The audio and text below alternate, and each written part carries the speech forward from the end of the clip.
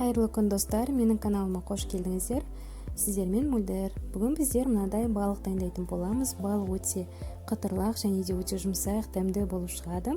Барлықтарыңызға жасау керек кеңес беремін. Алдын ала жуып тазаланып тұрған балығымызды ұнымызға саламыз.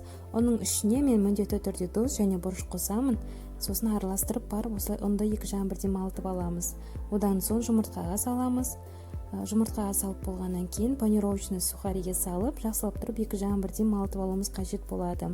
Осы әдіспен дайындалған балық өте дәмді және де өте қытырлақ әрі дәмді болып шығады. Барлықтарыңызға жасау керек кеңес беремін. Қызып тұрған майымызға балығымызды салып, екі жағын бірдей жақсылап тұрып қуырып аламыз.